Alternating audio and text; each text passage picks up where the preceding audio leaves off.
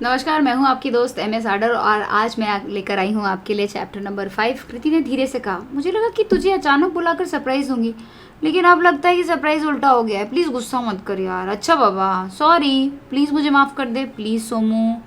सौम्या कुछ देर तक चुप रही, फिर अचानक खिलखिलाकर हंस पड़ी। उसने कहा, तू सच में नालायक है, पर तू मेरी नालायक प्यारी दोस्त है। तो तू शादी में आएगी ना? कृति ने बहुत ज़्यादा एक्साइटेड होकर पूछा। सौम्या ने प्यार से कहा, अरे पागल, मैं तो सबसे पहले वहाँ पहुँचूंगी और तुझे स्टेज पर भी तंग करूँगी, याद रखना तू। दोनों हंस पड़ी और इस तरह नाराज़गी की जगह उनकी दोस्ती में की गर्मजोशी वापस लौट आई। हिमांग ने जैसे ही सौम्या के खिलखिलाते हुए चेहरे को देखा तो वो बस एक टक उसे देखता रह गया।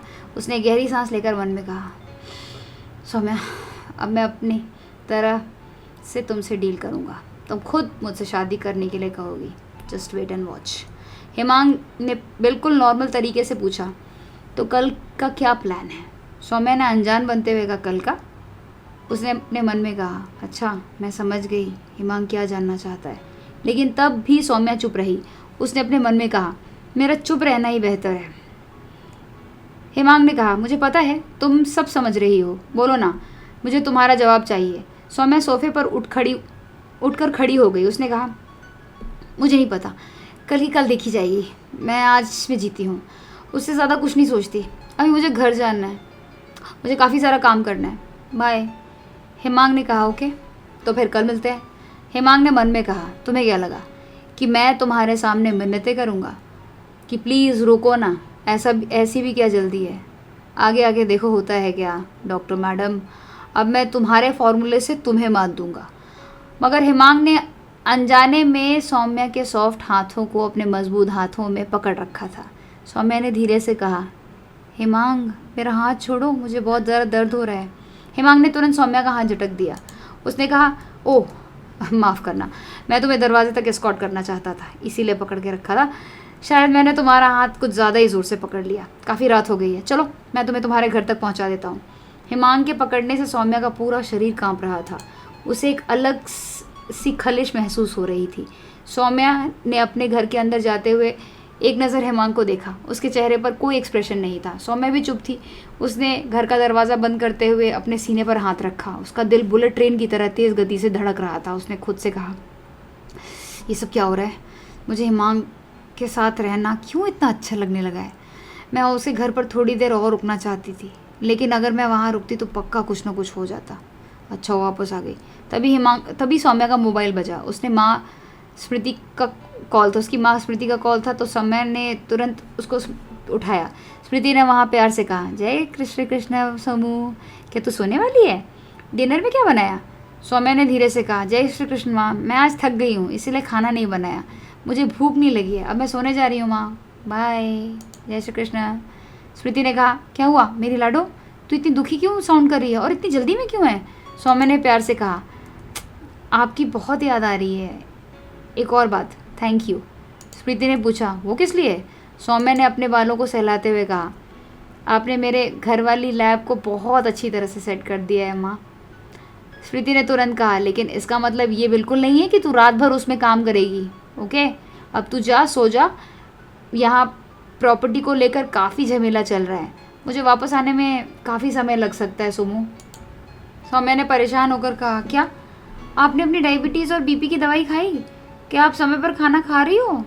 और आप क्या मतलब मुझे ये पूछना है मॉम, पानी पी रहे हो ना रेगुलरली आप? माँ, यूरिन की वजह से ना आपको फिर से चलने में दिक्कत होगी। आपका यूरिक एसिड कंट्रोल में रहना चाहिए। आप इन प्रॉपर्टी के चक्करों से दूर रहो यार, हेल्थ ही सब कुछ है। कितनी बार समझाया मैंने आपको।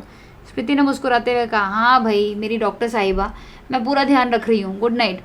जय श्री कृष्ण। सौम्या ने बड़े प्यार से बेड पर लेटते हुए कहा, कल मैं महाशिवरात्रि का व्रत रखूँगी। स्वीट ड्रीम्स माँ। जय श्री कृष्ण। अगले दिन सुबह के 6 बजे हल्की ठंडी और भोर की पहली किरण आसमान को छू रही थी। अंकित सिटी का पुराना शिव मंदिर भक्तों से भरा हुआ था। शिवरात्रि की विशेष पूजा का आयोजन हो रहा था और घंटियों की मधुर ध्वनि से वातावरण पूरा सुंदर तरीके से बज उठा।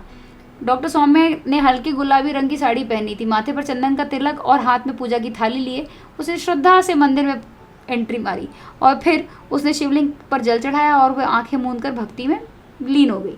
तभी पीछे से किसी की सख्त मगर शांत उपस्थिति उसे महसूस हुई। उसने पलटकर देखा, वर्दी में मेजर हेमांग हाथ में बेलपत्र और दूध का पात्र लिए एक टक शिवलिंग को देख रहा था। उसकी गहरी काली आंखों में एक अलग सा अट्रैक्शन था।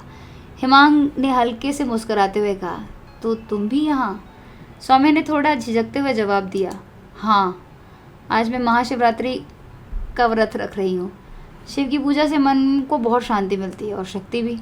हेमांग ने सिर हिलाया। मैं इसी प्रोग्राम के बारे में कल तुमसे पूछ रहा था, मगर तुम तो खैर, एक बात तो है, शिव की पूजा से शांति तो मिलती ही है, लेकिन ये दिन सिर्फ पूजा का ही नहीं बल्कि तप और भक्ति का भी है।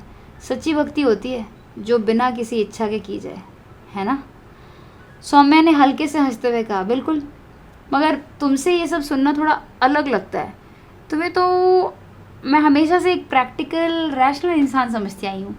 हेमांग ने हल्की हंसी के साथ कहा, डॉक्टर साहिबा, एक सैनिक केवल हथियार से नहीं बल्कि आत्मा की शक्ति से भी लड़ता है, और शिव से बड़ी शक्ति कौन दे सकता है? Divine power.